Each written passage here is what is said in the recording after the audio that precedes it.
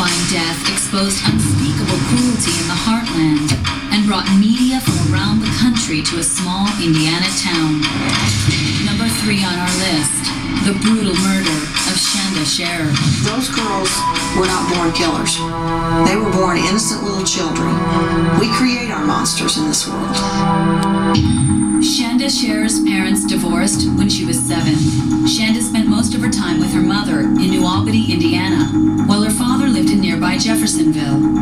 I could not afford to put her in a private school, so I put her in Hazelwood Junior High. And that's where she met Amanda Haverin. She liked cheerleading, and I was, of course, a big basketball person, so we kind of clicked on that. Me and Shanda became close and became friends, and we're spending time together. Before meeting Shanda, Amanda was dating a 16-year-old girl named Melinda Loveless. She was just real possessive, very, very possessive.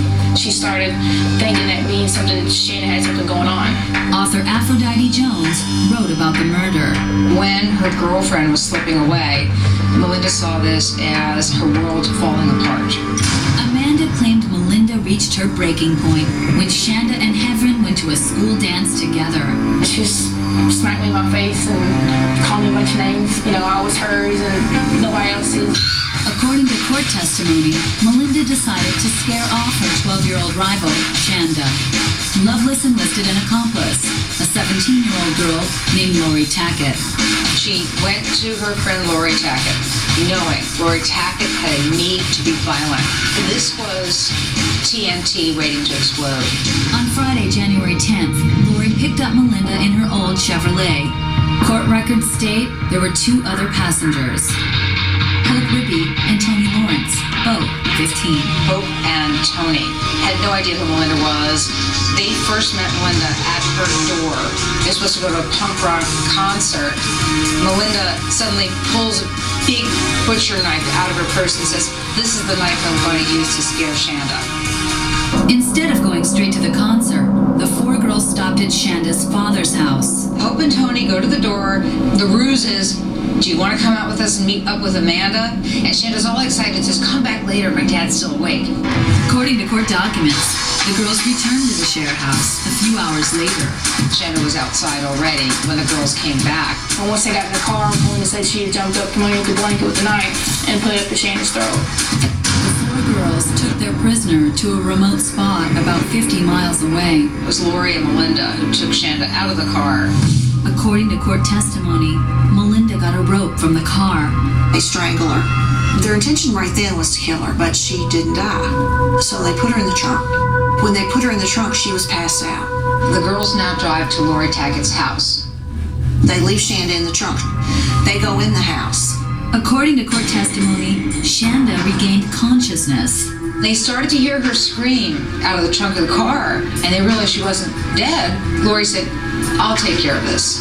She grabbed a paring knife from her mother's kitchen and went outside. They heard some muffled screams, and then nothing more from Shanda. Then Melinda and Lori went back to the Chevy, while Hope and Tony stayed behind. Lori and Melinda went driving. Suddenly, they'd hear Shanda screaming. Lori is the one who went to the back, opened the trunk of the car, and started wielding a tire iron, beating Shanda to a bloody pulp.